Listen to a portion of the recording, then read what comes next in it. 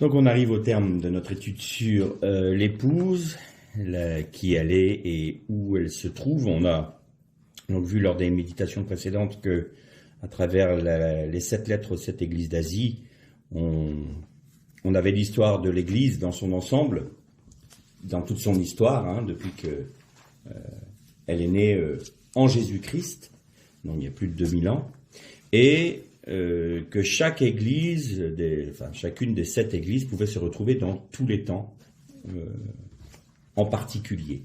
On avait ces mêmes travers et ces mêmes vainqueurs dans les églises. On a aussi vu ensemble que le royaume, c'est-à-dire ce qui était la récompense, du moins l'héritage des vainqueurs, c'est Dieu lui-même. C'est-à-dire que le vainqueur me fait tout à fait penser aux Lévites. Les Lévites étaient la seule tribu d'Israël à ne pas avoir de possession terrestre. Les Lévites avaient pour seul héritage l'Éternel même et le sacerdoce. Et les vainqueurs sont appelés, j'ai envie de dire, tout le peuple était appelé à être sacrificateur, mais à cause du veau d'or, seuls les Lévites sont devenus sacrificateurs de l'Éternel. Il en est de même dans l'histoire de l'Église. Toute l'Église est appelée à être sacrificateur pour l'Éternel, à être un peuple de sacrificateurs, mais à cause de l'idolâtrie qui demeure dans l'Église, eh bien, il n'y a qu'une compagnie, que l'on appelle les vainqueurs de cette Église, d'Asie. On l'a vu que elles étaient typifiées par Philadelphie et par Smyrne. Il y a peut-être une chose intéressante qu'il faut voir. Philadelphie, étymologiquement, veut dire amour fraternel. Donc on voit bien déjà là, ça va être important cet aspect-là, parce que il va falloir qu'on comprenne quelle est la place du vainqueur dans justement l'Église et les églises telles que la Odyssée, Sardes, Thyatire ou Éphèse. C'est très important. Amour fraternel, c'est pas pour rien que ça soit l'église de Philadelphie qui typifie les vainqueurs et qui, je vous le rappelle, a gardé ces 3 colonnes, ces 3 piliers, malgré être au milieu d'un monde complètement islamisé. La Turquie maintenant est islamique. Et on a les vestiges de cette église de Philadelphie typifiés par ces 3 piliers. Aujourd'hui, du coup, je voudrais qu'on parle de la naissance de l'épouse. Alors évidemment, l'épouse de Dieu, l'épouse du Christ, n'a pas commencé qu'à partir de la mort de Jésus. Il y a aussi les vainqueurs de l'ancienne, ce qu'on appelle l'ancienne alliance de manière un peu, l'alliance originelle. Mais plus avant, parce que si on parle de l'ancienne alliance, tout le monde pense à la loi de Moïse, c'est-à-dire au don de la Torah au mont Sinaï. Mais il faut revenir encore avant, où il y avait l'alliance avec Noach et l'arc-en-ciel. Et c'était, il me semble, le dernier cours Zoom, on a vu le lien qu'il y avait entre l'alliance de Noach et l'alliance d'Abraham. Mais encore avant, la dimension adamique est une alliance en lui-même, puisque Adam s'écrit avec un Aleph qui correspond à Dieu. On en a suffisamment parlé, le Aleph c'est Dieu, et vous avez Dam. On peut très bien décomposer des mots dans l'exégèse juive de manière à découvrir des secrets. Donc Adam, dans son nom même, avait Dieu lié à son âme, puisque le sang, l'âme, se trouve dans le sang de l'animal, donc dans le sang de l'homme. Donc vous avez Aleph, Dam. Dam veut dire sang en hébreu. Et donc là, la dimension adamique elle-même est une alliance. Donc tous ceux qui sont restés dans l'alliance de l'Éternel, qui ont accepté d'être gouvernés par l'Éternel, d'être nommés par lui, ça veut dire accepter d'avoir leur vie sous l'autorité de Dieu et sous non seulement la protection, mais le mot m'échappe, la dépendance de Dieu. Ils ont appris à dépendre de Dieu en toutes choses, ils ont appris à être gouvernés par Dieu, et ils ont accepté que Dieu ait la pleine et totale autorité sur leur vie. Donc ça, ils sont déjà vainqueurs par les alliances. Mais avant que Jésus ne vienne pour donner sa vie, ils voyaient ça au loin. Ils avaient les prémices en esprit, mais c'était quelque chose qui leur était promis. Tout comme nous aujourd'hui, le royaume, dans son essence même et dans sa manifestation dans notre dimension temporelle, nous le voyons de loin, nous le saluons de loin. Nous ne l'avons pas encore, nous en avons les prémices, mais nous ne sommes pas encore entrés dans le royaume. Eux, c'était la même chose, mais plus encore. Ils attendaient celui qui allait accomplir la plénitude de la Torah. Ils attendaient une chose, c'est que le Messie vienne apporter la Torah du Messie. On en a déjà parlé, c'est-à-dire les 2 premières tables de la loi qui ont été brisées par Moïse sur le veau d'or. Ça, c'était la Torah du Messie. C'est d'ailleurs la Torah qui aurait pu rendre la totalité du peuple d'Israël un peuple de sacrificateurs. Mais comme il y a eu le veau d'or, qui lui-même est la conséquence de la vente de Joseph, de Yosef, donc le Mashiach ben Yosef, eh bien, seuls les Lévites sont devenus sacrificateurs. Aujourd'hui, dans l'Église, c'est la même chose. Nous avons reçu la Torah du Messie, mais tous n'y obéissent pas. Donc il y a la différence entre ceux qui ont la Chayolam, on avait parlé donc la vie éternelle, et ceux qui vont participer à la Malchut HaShamayim, ça veut dire au royaume des cieux. Seuls les vainqueurs, seuls les Lévites, seuls les sacrificateurs de l'Éternel auront part au royaume des cieux. Les autres ont la vie éternelle, et ceux qui sont alors encore en deçà, qui ont refusé le sacrifice de Jésus, bon, là, pour eux, ils n'entrent même pas dans la vie éternelle, enfin dans la vie éternelle en Christ. Ils ne sont pas sauvés. Ils sont dans la séparation éternelle de Dieu. Savoir que la mort est entrée dans l'humanité parce que la mort est un exil. Et à chaque fois qu'il y a jugement de Dieu et punition de Dieu, c'est un exil. On voit que Israël, quand ils désobéissaient au commandement de Dieu, ils étaient déportés en exil. La mort est un exil. Le fait d'avoir péché nous conduit l'humanité dans un exil. Or, ne pas accepter le sacrifice de Jésus, c'est être en exil pour l'éternité. Il n'y aura pas de retour possible. Pas de retour dans une possibilité d'avoir une vie pleinement accomplie, une vie pleine et entière. J'espère ne pas y être. Ceux qui n'acceptent pas le Christ seront eux-mêmes, du coup, dans une vie rabougrie, dans une vie non finie, dans une vie très limitée, très rabougrie, très étriquée pour l'éternité, et dans un exil permanent d'être séparés de leur Créateur, alors que l'homme a été créé pour être en communion et union avec Dieu.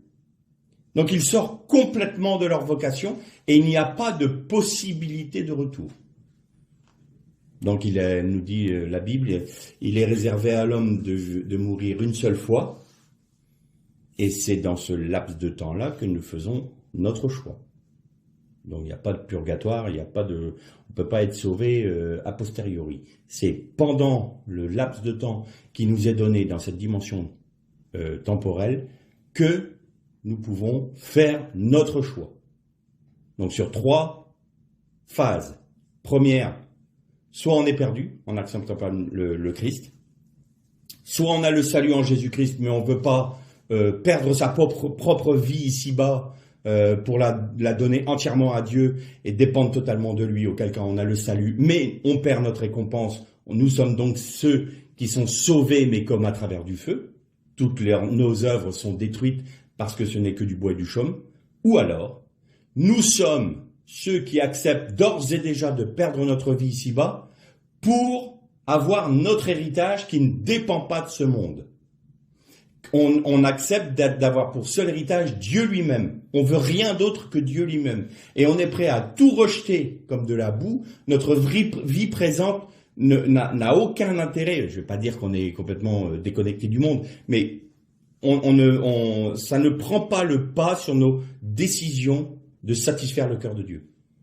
Notre objectif, l'objectif du vainqueur, c'est de satisfaire le cœur de Dieu, de faire sa volonté, non pas ma volonté, mais la tienne. Et la seule vision du vainqueur, c'est Dieu lui-même, c'est Christ et Dieu en Jésus-Christ. C'est même pas le règne, c'est la personne même de Dieu, son héritage. Parce que là aussi, on peut avoir un achoppement. On peut dire, je veux être vainqueur parce que je veux régner avec Christ. Et là, à nouveau, vous savez, le piège il est toujours là.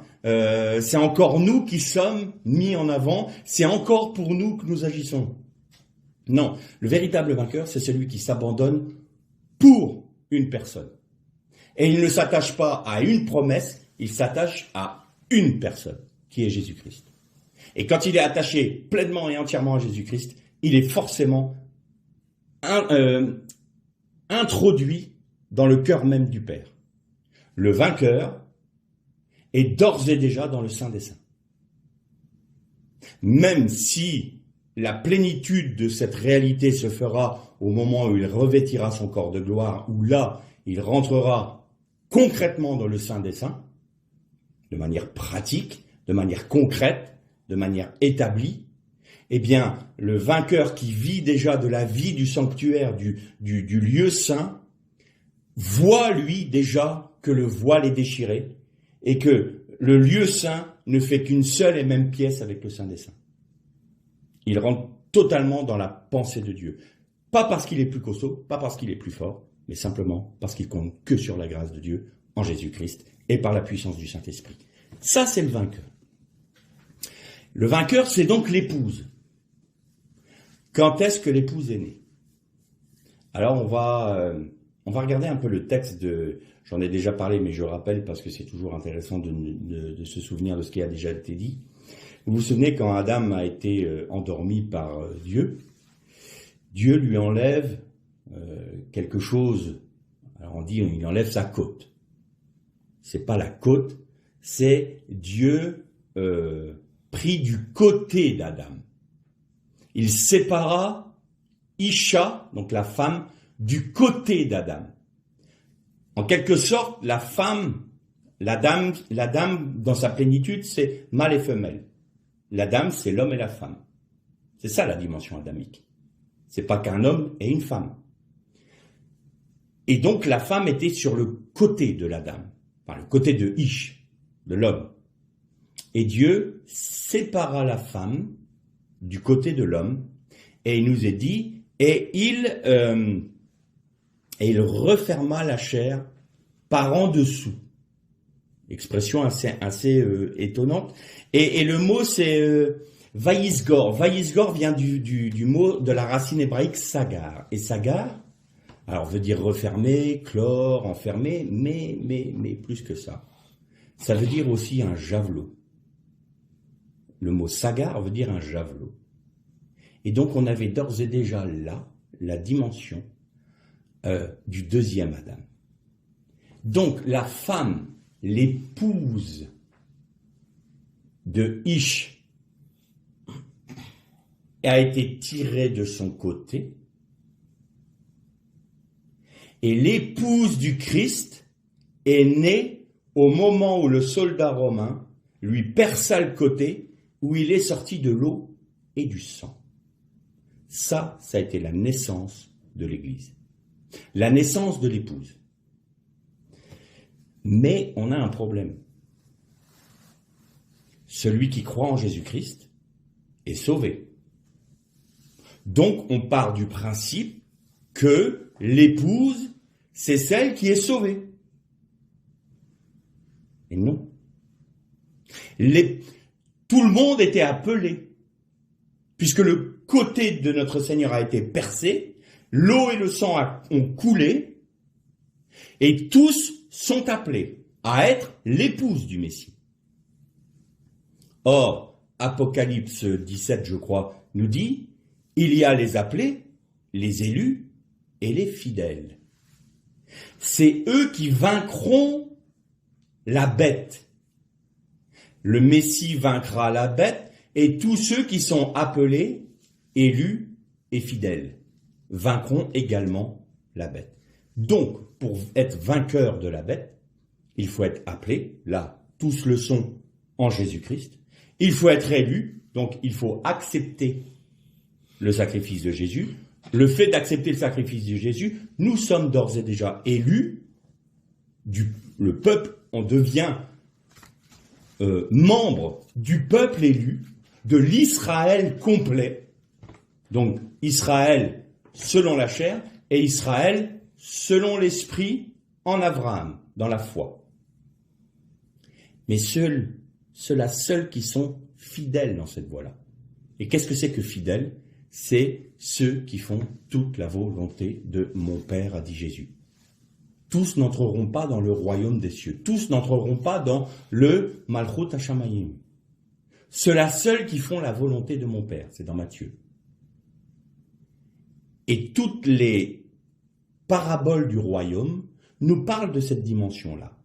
Donc vous avez les vierges folles, les vierges sages, vous avez les serviteurs qui a 10 talents, 2 talents, 1 talent. Là, on nous parle de tout. On nous parle des vierges qui ne seront pas accueillies dans les noces de l'agneau, parce qu'elles n'ont pas pris une réserve d'huile. Donc, elles ne se sont pas intéressées. Elles ne se sont pas intéressées au retour de leur Seigneur. Elles ne se sont pas préparées. Elles n'avaient pas d'huile. Les vierges sages, elles avaient de l'huile, elles se préparaient. Mais la longueur de l'attente a fait qu'elles se sont assoupies aussi. Mais au moment où le chauffard a retenti, le moment où le son, la terroie du chauffard, le son éclatant du chauffard a retenti, elles se sont réveillées parce que c'est quoi la terroie du chauffard? Mais c'est voir l'accomplissement des prophéties que les prophètes nous ont données. La résurrection d'Israël, le fait que le peuple juif, tous les juifs retournent en Israël, tout ça c'est le chauffard qui sonne en permanence et qui vous dit l'époux revient. Et celles et ceux qui s'attendent au retour du Seigneur ont de l'huile en réserve, c'est-à-dire disent oui, j'attends le Seigneur, je vais me plonger dans la Torah, et ça y est, je me détache de tout ce qui est du monde, et je focalise mon attention sur mon Seigneur et sur mon époux. Rien d'autre ne m'intéresse, il n'y a que ça. Les vierges folles, elles disent oui, bon, d'accord, il revient, entendu, je me réveille, mais on a encore un peu de temps, et on se prépare pas, on n'a pas d'huile. Puis le moment arrive, elles comprennent que les vierges sages, elles ont une intimité avec le Seigneur qui leur fait défaut. Est-ce que vous pouvez nous donner la clé de cette intimité? Mais cette intimité vient d'une vie entière. Elle vient d'une acceptation de la mort à soi-même. Ça se fait pas en un clin d'œil comme ça. Va plutôt vers les marchands qui pourront te donner de l'huile. Ça veut dire quoi? Mais replonge dans la Torah et apprends de la Torah et laisse l'Esprit Saint te remplir et t'indiquer. Mais oui, il est peut-être un peu tard, mais faut que tu ailles là. Et le temps qu'elles sont en train de essayer de découvrir qui est Jésus, de connaître le Seigneur, ça y est, il est déjà revenu. C'est ça que ça veut dire. On doit être prêt à chaque instant. Après, vous avez les serviteurs. Les serviteurs, 10 talents, 2 talents, rentre dans la joie de ton maître, il en sera donné plus. C'est quoi? C'est la récompense du règne, ça. Mais celui qui a négligé ça, qui est apostat. Oh, je sais que tu es un maître dur, qui moissonne là où il n'a pas semé. Il est en train d'accuser Dieu d'être un usurpateur, un voleur et un menteur. Et en plus, d'être violent. Ouais, Dieu est trop dur, Dieu est un Dieu sanguinaire, Dieu... Ton talent, je l'ai enterré, prends ce qui est à toi, ça m'intéresse pas. Ta Torah, garde-la, tiens, elle est là, tu vois. Elle est sur ma table, je l'ai jamais touchée, je l'ai même pas ouvert parce que ça m'intéresse pas. Très bien. Lui, il est apostat. Il n'aura part au jugement. Il n'aura pas part à la vie éternelle. Et après, vous avez les boucs et les brebis. Et là, c'est les nations qui sont jugées. Et parmi les nations, il y a ceux qui sont justes et ceux qui ne sont pas justes. Et ils seront jugés par rapport à quoi? Selon l'attitude qu'ils auront eue envers Israël. Si vous avez fait cela pour un de mes frères, dit Jésus. Les frères de Jésus, c'est Israël, c'est les Juifs, c'est le monde hébraïque. Donc vous voyez, tout ça nous parle du royaume. Donc, l'épouse est née du côté de Jésus.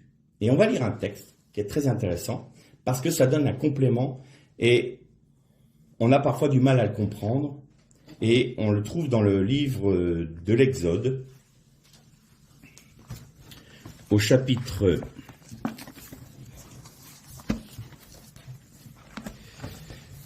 Exode chapitre 4, et on va lire au verset 24 à 26. Donc c'est Moshe qui est appelé par l'Éternel, il doit aller auprès de Pharaon, et puis en chemin, arrive cette scène. Pendant le voyage au campement, le Seigneur le rencontra et chercha à le faire mourir. Sipora, donc Séphora en français, prit un silex, coupa le prépuce de son fils et lui fit toucher ses pieds en disant « Tu es pour moi un époux de sang ». Alors il le laissa, donc l'Éternel le laissa, quand elle dit « époux de sang à cause de la circoncision ». Alors ça c'est un texte assez étonnant, qu'on a du mal à comprendre. Dieu appelle Moshe,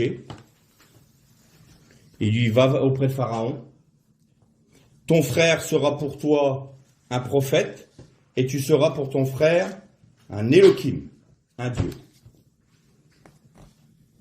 Moshe va vers Pharaon, il est en chemin, et là Dieu veut le faire mourir. Et tu fais quoi, Seigneur?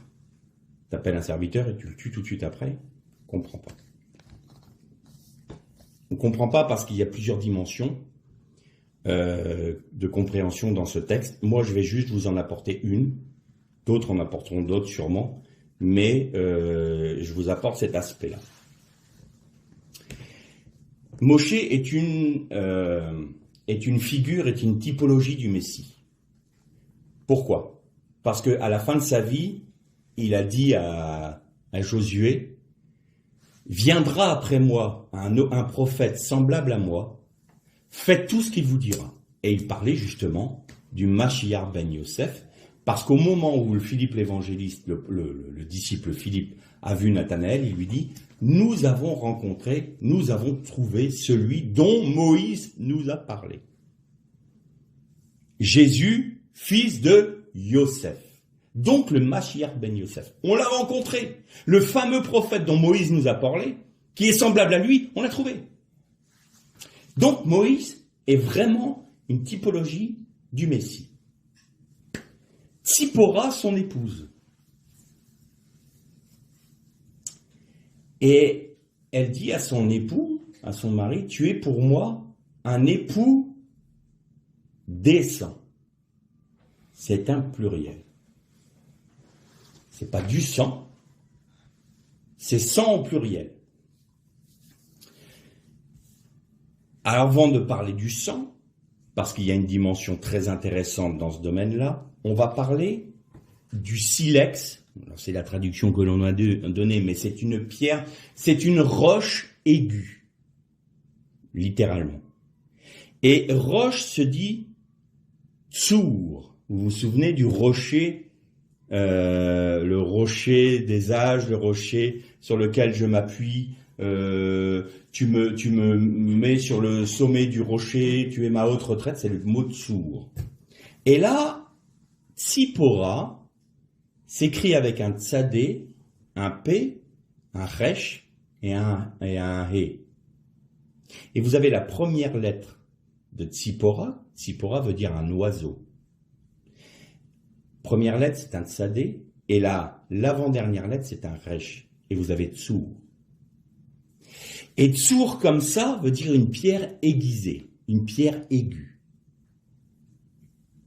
Mais si vous rajoutez la dimension messianique, donc en Moshe, dans ce tsour-là, vous rajoutez un vav au milieu.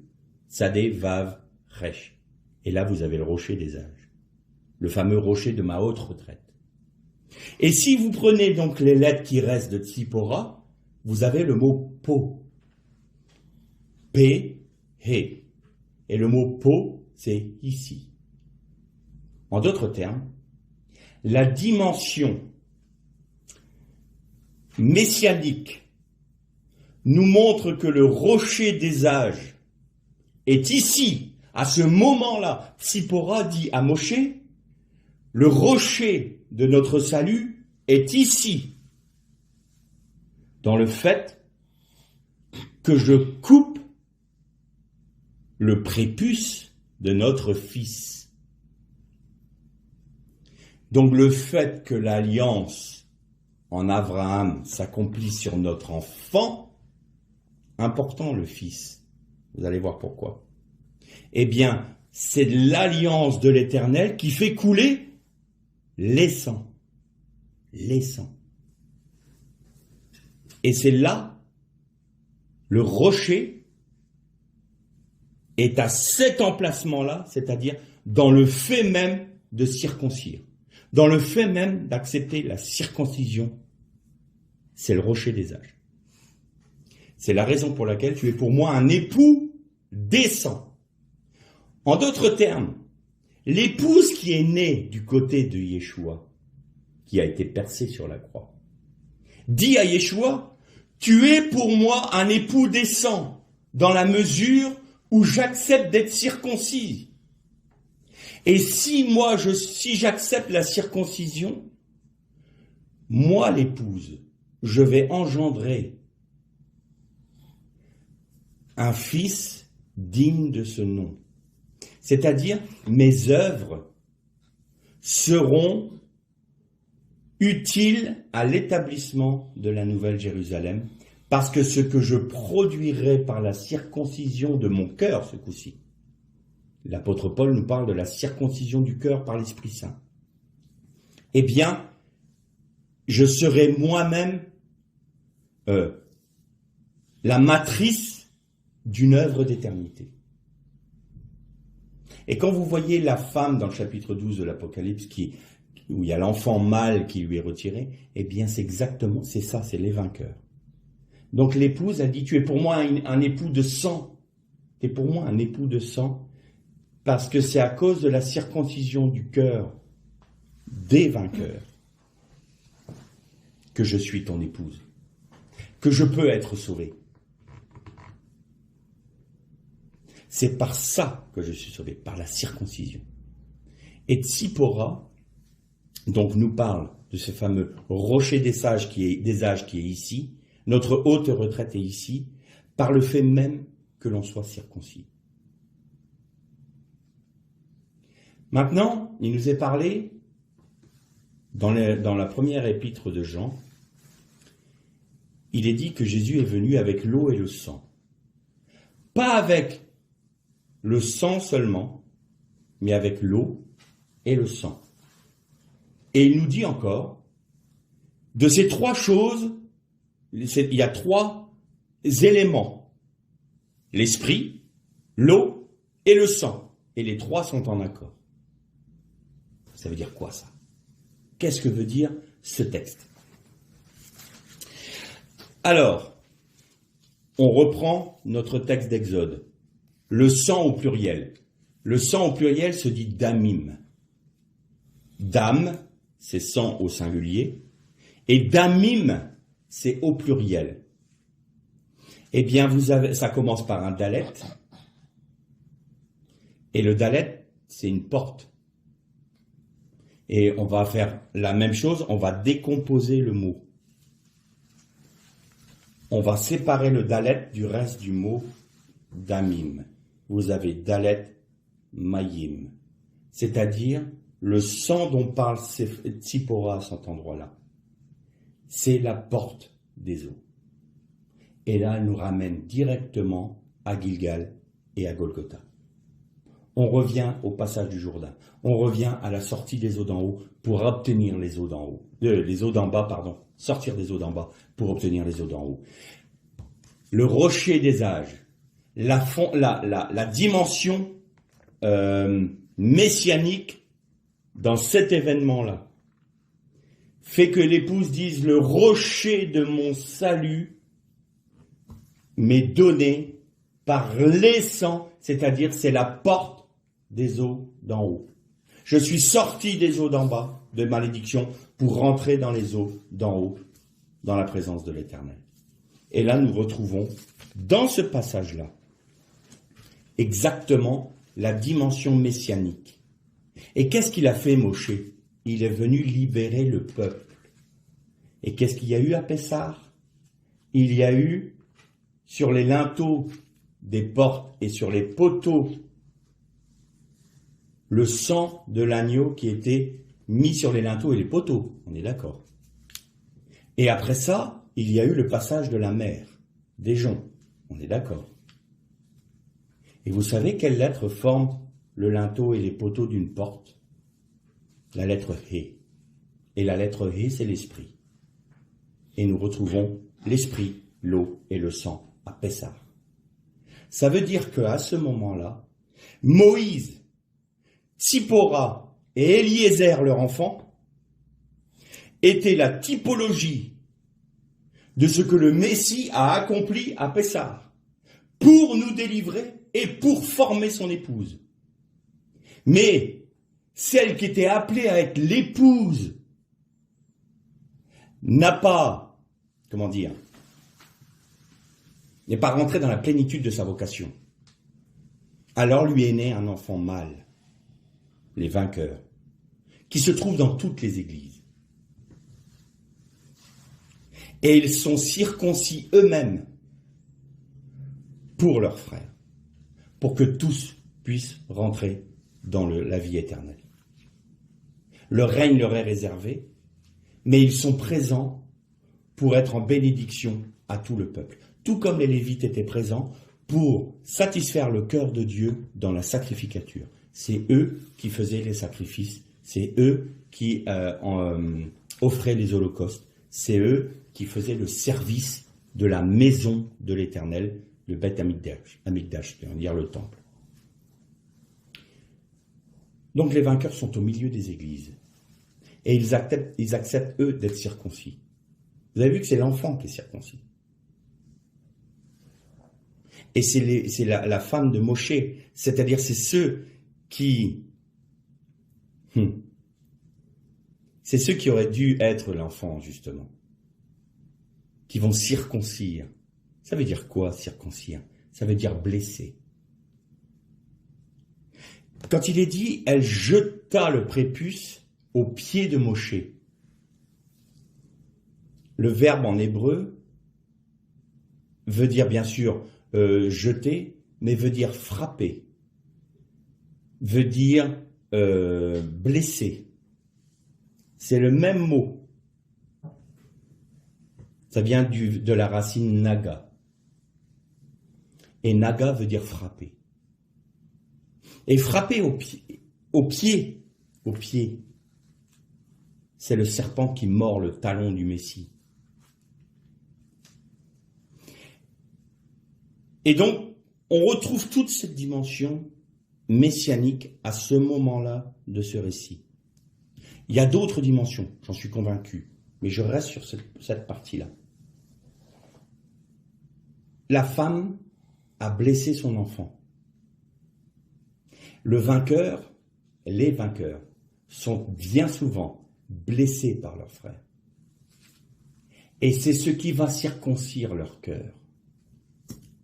Parce qu'ils vont apprendre à accepter l'injustice en aimant leurs frères suffisamment pour mourir à eux-mêmes, mourir à leur propre justice, mourir à leurs propres prérogatives, mourir à leurs propres droits, pour que leurs frères ne soient pas jugés et n'aient pas part à la malédiction. Pourquoi je dis ça? Parce que les vainqueurs, ils sont dans les églises. La tendance naturelle, c'est de dire « Ah, moi l'église là, dans laquelle je suis, ils sont idolâtres, ils n'aiment pas la parole de Dieu, ou alors l'enseignement est pauvre. » Et la tendance, c'est de dire « Tous les vainqueurs devraient se rassembler eux-mêmes et puis faire leur petite église, et puis on reste bien entre nous. » Oui, mais si les vainqueurs sortent de l'église, des églises, à ce moment-là, c'est mettre en danger nos frères dans les églises. Pourquoi?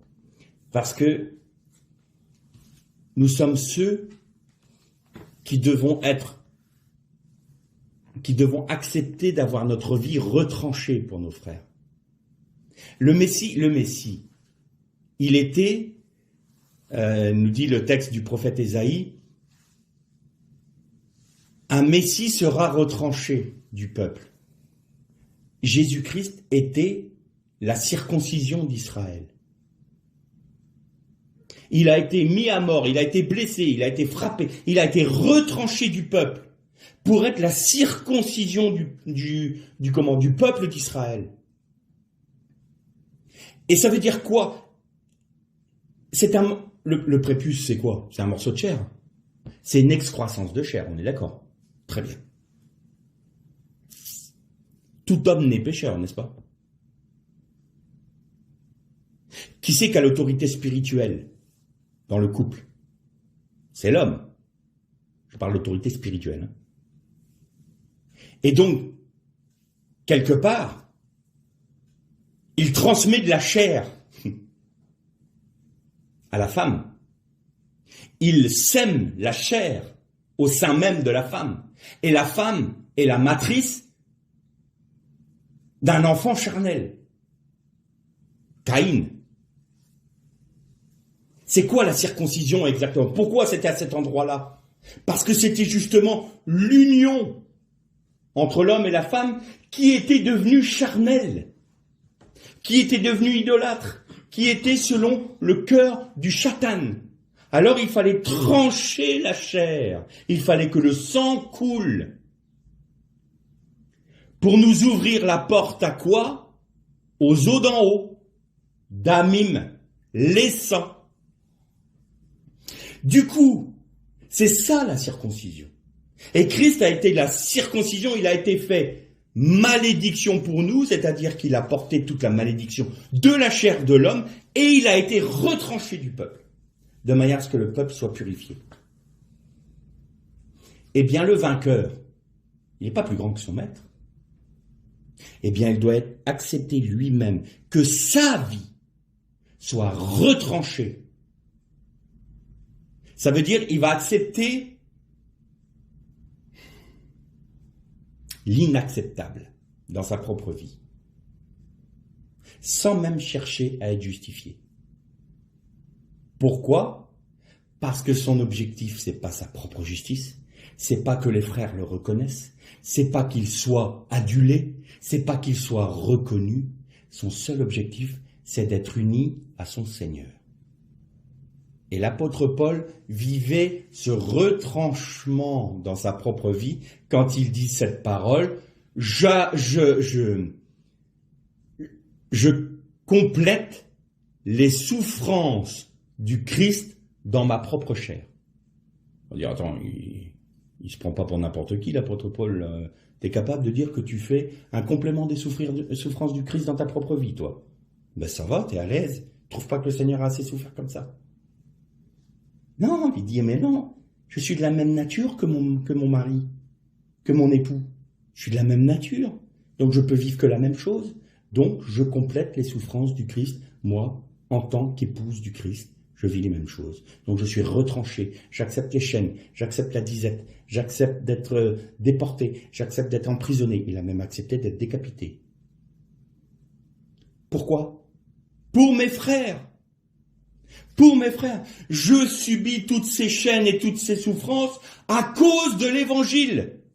Et pour vous, la mort agit en moi pour que la vie agisse en vous. Voilà ce que disait Paul. Et le vainqueur, c'est ça.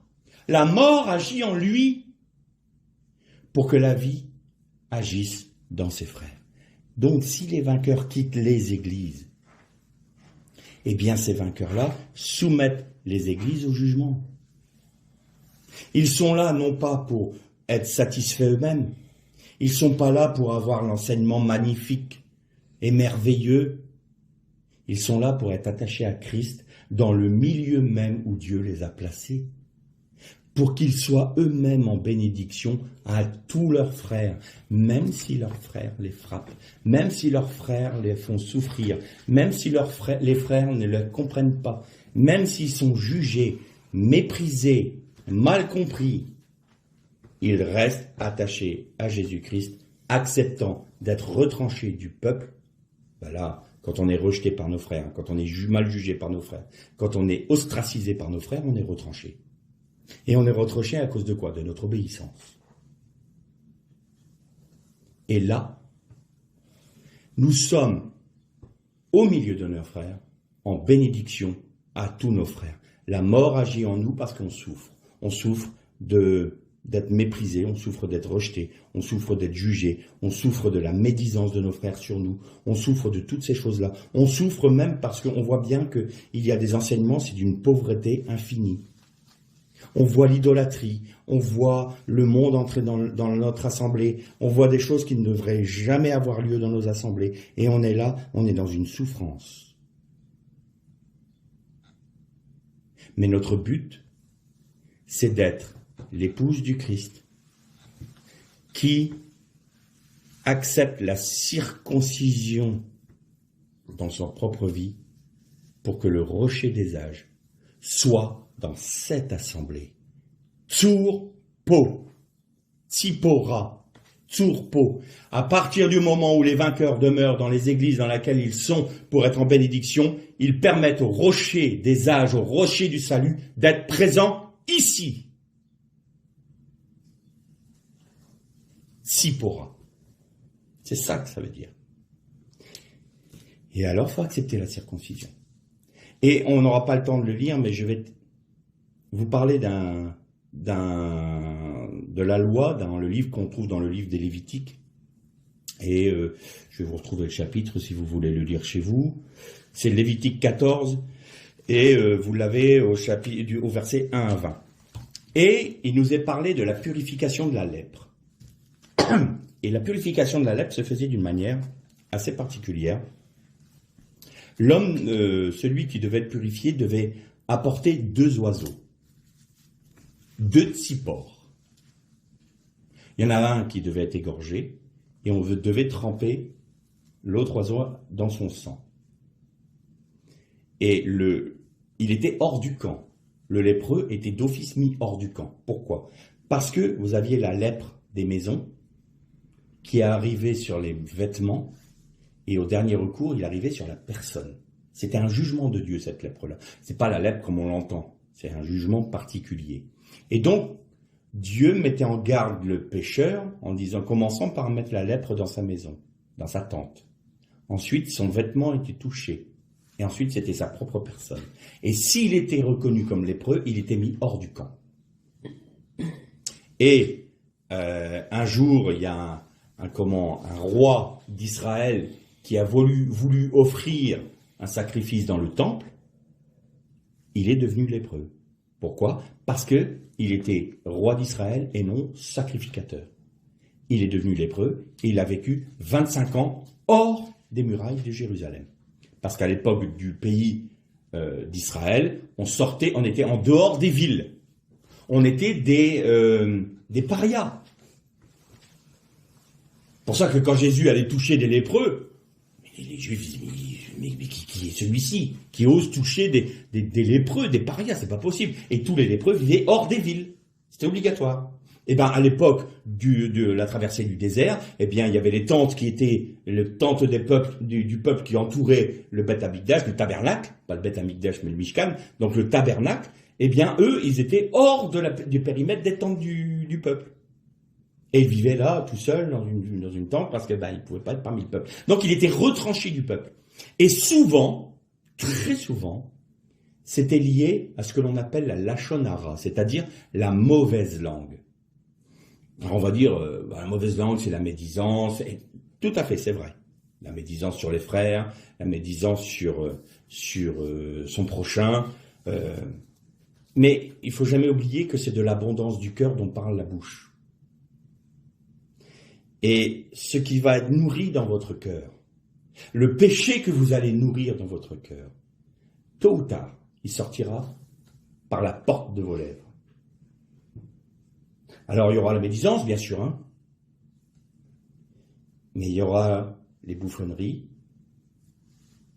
la vulgarité, la grossièreté, les paroles de malédiction, les paroles de méchanceté, les paroles de critique, même quand elles sont vraies. Mais c'est tellement doux d'aller le rapporter à une troisième personne. Tout ça, ça va être l'expression du péché intérieur. En fait, ça va être l'expression de la lèpre qui vous ronge et qui vous met d'office hors de la communion des frères. Et donc, il devait apporter un oiseau qu'on égorgeait. On prenait l'autre oiseau, on trempait dans le sang du premier, et on devait le relâcher. Bon, Louis II nous parle des champs. Non, c'est dans le tsadé. Le tsadé, c'est la même chose que quand il est dit que le chatan, le serpent, était l'animal le plus rusé des animaux des champs. On a un joli jardin, des jolis arbres, Ève et Adam qui sont là dedans, en train de se batifoler dans la joie, et puis il y a des animaux qui sont hors du jardin, dans les champs. Non, ça n'a rien à voir avec ça. Le sadé, c'est l'endroit où résident les esprits démoniaques.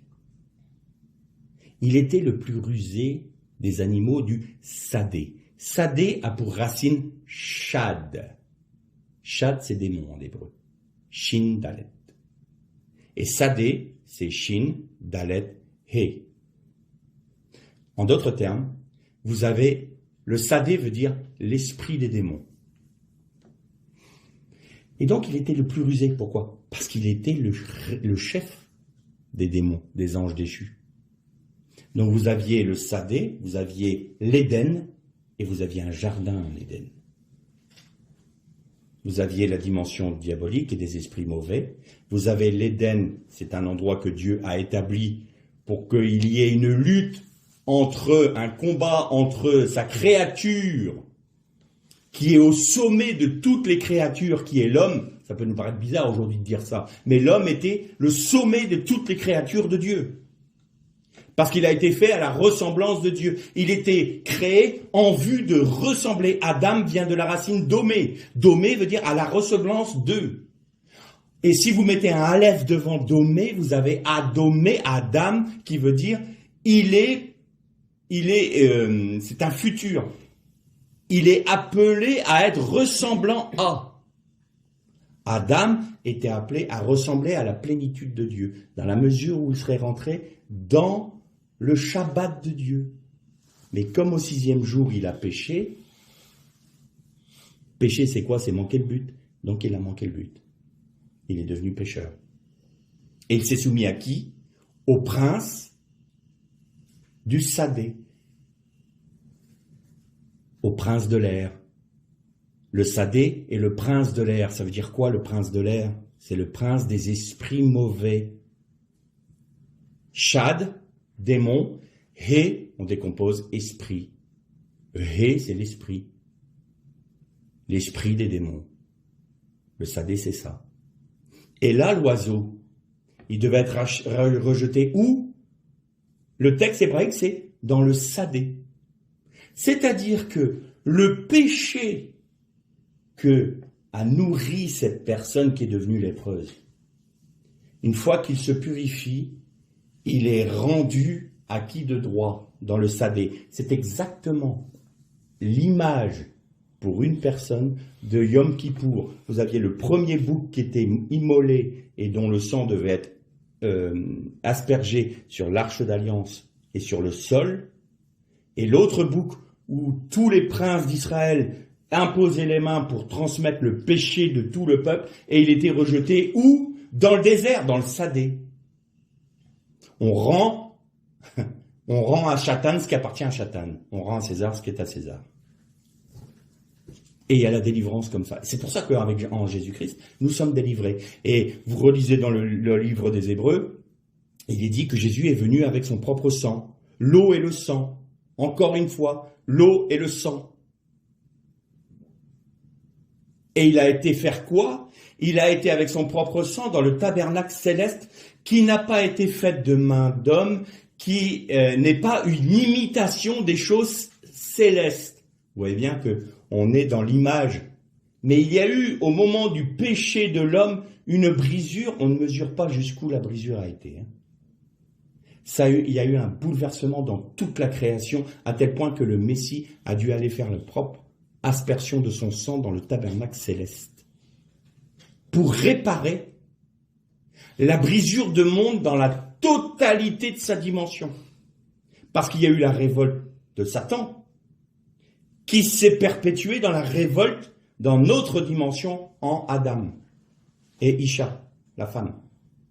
Et il fallait que Jésus répare toutes les dimensions de la création. Donc il est venu pour asperger le sang sur terre, dans notre dimension, à la croix et dans le jardin de Gethsémane. Et ensuite, il a réparé la brisure du monde jusque dans les lieux célestes à cause des esprits qui se sont révoltés, les anges qui se sont révoltés contre Dieu, pour réparer cette brisure-là. En d'autres termes,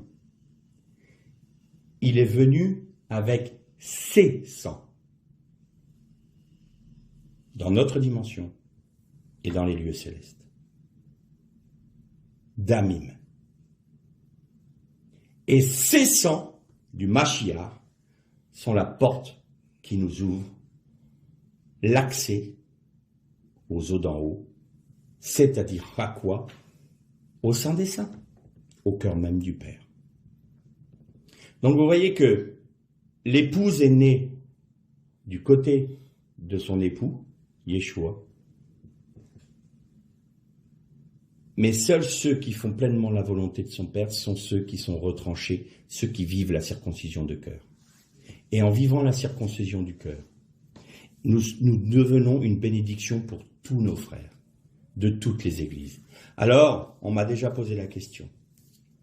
Mais si je suive le Seigneur pleinement comme un vainqueur, et que je suis dans une église qui n'est pas digne de ce nom, qui fait des choses qui ne sont pas bien, qui n'écoute pas la parole de Dieu, qui ne sont pas fidèles, est-ce que je dois partir? Il vaut peut-être mieux que je sois toute seule dans mon coin, plutôt que d'être parmi ces églises apostates et ces églises idolâtres. Ma réponse est très simple. Si les vainqueurs s'en vont, le jugement frappera ces églises, immanquablement. C'est parce qu'il y a des vainqueurs dans les églises que l'église n'est pas frappée. Vous avez noté que quand Lot a été sauvé du jugement sur Sodome et Gomorrhe, l'Éternel, la Bible nous dit, et l'Éternel se souvint de sa justice. L'Éternel se souvint de Lot? Non. L'Éternel se souvint d'Abraham. Parce qu'Abraham avait accepté d'être nommé par Dieu, d'être dépendant de Dieu, d'être soumis à Dieu, de ne pas avoir d'héritage lui-même. Qu'est-ce qu'il a eu comme un héritage sur terre? Un tombeau. Point. À Hébron. Le tombeau qu'il a acheté de ses propres deniers pour enterrer Sarah. Et ça a été le seul héritage qu'il a eu. Mais c'était quoi son héritage? C'était l'Éternel et personne d'autre. Et donc, il a accepté de ne pas avoir d'héritage. Il a accepté que son neveu, qu'il avait sauvé, puisque son frère Haran avait été tué par Nimrod. Et donc, Lot s'est retrouvé sans père, et donc Abraham l'a dit, viens avec moi. Je te prends avec moi. Tu vas être au bénéfice des mêmes bénédictions et des promesses que l'Éternel me fait. Je te prends sous mon aile. Et qu'est-ce qu'il a fait, Lot? On a des discordes, on a des disputes, là, ça marche pas tous les deux. Je vais regarder qu'est-ce que je peux faire, vaut mieux qu'on se sépare. Et Abraham a dit, écoute, moi je suis l'ancien, j'aurais pu dire ça, je suis ton oncle. Eh bien écoute, je vais prendre des verts pâturages qui sont en bas, là-bas, et toi t'as qu'à rester là. Non, Abraham lui dit, choisis le chemin que tu veux emprunter, va où tu veux. Mais seulement qu'il n'y ait pas de querelle entre nous. Et Lot leva les yeux. Souvent, lever les yeux, c'est, on dit, on lève les yeux vers l'Éternel. On lève les yeux vers les montagnes d'où nous viendra le secours. Mais là, Lot leva les yeux dans une convoitise. Et il vit les vallées de Sodome et Gomorrhe comme étant un jardin d'Éden. Et il dit, je vais aller par là-bas, en direction d'eux. Ça, c'est l'idolâtrie. Nos frères dans les églises qui, je ne les juge pas, je ne porte pas un jugement de valeur, mais qui ne veulent pas suivre pleinement, qui ne veulent pas mourir à eux-mêmes et suivre pleinement la Torah, qui ne veulent pas obéir au commandement de Dieu, même les plus simples, les plus évidents à comprendre, on n'y obéit même pas. Eh bien, ils sont en direction d'eux. on accepte que le monde rentre dans les églises, on accepte tout ça. Eh bien, le vainqueur doit rester auprès des chaînes de Mamré. Pourquoi? Parce qu'un jour, Lot aura besoin de son oncle. Quand il aura été pris par les 5 rois, c'est Abraham qui va sauver Lot. Eh bien, les vainqueurs sont ceux qui vont sauver le peuple. Parce que si jamais les vainqueurs s'en vont, et qui ne prient pas pour leurs frères, qui ne se sacrifient pas pour leurs frères, qui ne perdent pas leur vie pour leurs frères, eh bien, ils ne seront pas présents le jour où il faudra les sauver. Et le danger qu'il y a, c'est qu'en allant en direction de Sodome, on soit complètement pollué par Sodome et qu'on devienne apostat. Si nous quittons nos assemblées, il y a un grand risque que ces assemblées deviennent apostates. Et là, c'est Sarde de mémoire, il dit, tu es morte. Il y a parmi toi quelques-uns, ils sont pas en forme, mais je te demande de les revivifier. Et comment tu peux être revivifié? Parce qu'en ton sein, il y a des vainqueurs. Aux vainqueurs, je donnerai. Aux vainqueurs. Et s'il n'y avait pas eu les vainqueurs, il n'y a plus de vie qui passe. S'il n'y a plus de vie qui passe, l'Église va mourir. Alors parfois, le Seigneur peut aussi nous demander de quitter une assemblée qui n'en est pas une d'ailleurs. Ça, c'est autre chose. Mais là, je ne peux pas vous donner des réponses personnelles aux uns et aux autres. Il est évident que vous devez être conduit par le Seigneur, conduit par le Saint-Esprit, mais la logique, c'est que les vainqueurs demeurent dans leurs assemblées pour être en bénédiction à leurs assemblées. Après, il peut y avoir des cas particuliers, mais là, ça ne m'appartient pas. Je ne peux pas répondre dans des cas particuliers. Mais quoi qu'il en soit, que tout soit fait selon le cœur de Dieu, il faut qu'on soit pleinement convaincu que le Seigneur nous demande de partir. Ça peut arriver, parce qu'il peut arriver qu'à un moment, telle Laodicée, le Seigneur, il est à la porte. Et les vainqueurs sont parfois à la porte et ils frappent. Mais on ne veut pas les écouter. Vous voyez ce que je veux dire? Donc, il y a des moments, oui, effectivement, il peut y avoir ça. Mais ça, c'est vraiment du cas par cas. Mais la logique, le vainqueur, il est au sein même des églises qui ont des failles, qui acceptent la doctrine des Nicolaïtes, qui acceptent la prostitution spirituelle, donc l'idolâtrie de Jézabel. Sarthe qui est pour ainsi dire morte, il n'y a plus de vie en elle. Laodicée qui est tellement préoccupée des choses matérielles que le retour du Seigneur... Moi non, on est riche, on est beau, on est propre, on est bien. On n'a besoin de rien. Vous avez Éphèse qui a perdu son premier amour. Oui, on est dans le milieu de ces églises-là.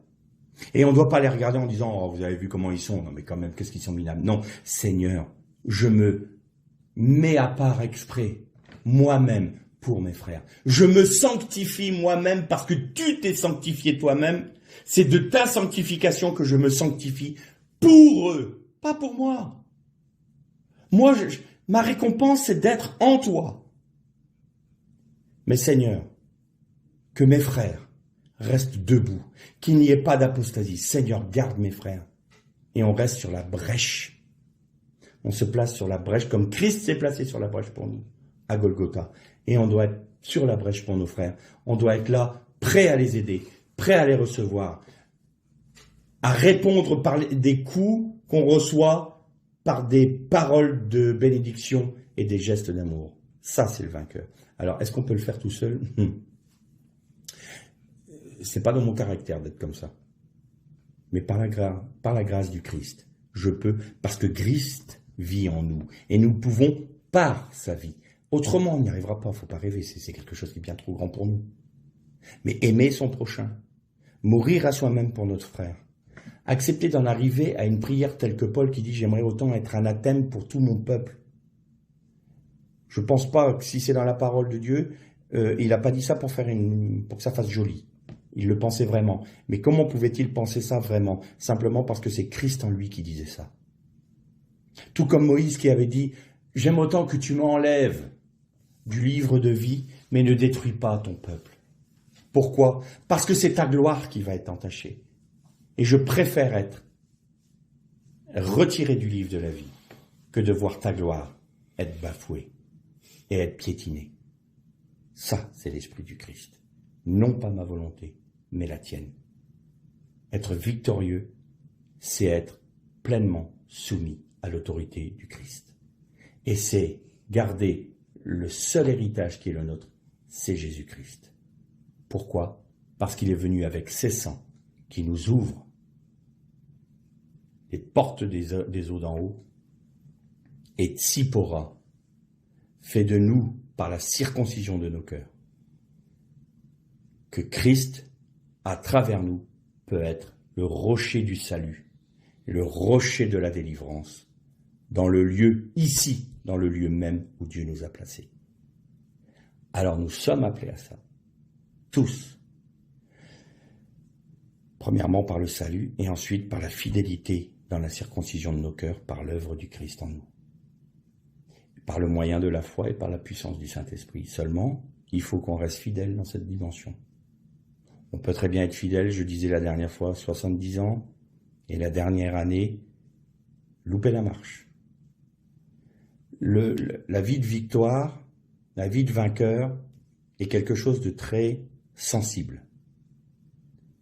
À partir du moment où on se laisse happer par autre chose que notre Dieu, notre Messie, si notre but, tout d'un coup, dévie de sa personne pour aller vers « je vais avoir ma couronne, j'aurai le droit à ceci, je fais ça pour que je puisse être... » Ça y est, on a commencé déjà à dévier. Il faut nous rattraper tout de suite. Non, non, non. Mais mon âme, tu te tais et tu portes les yeux sur Christ qui est ton héritage. Le vainqueur, c'est ça. Et ils l'ont vaincu à cause du sang de l'agneau, de la parole de leur témoignage, et qu'ils n'ont pas aimé leur propre vie jusqu'à la mort. L'ère de Shalom.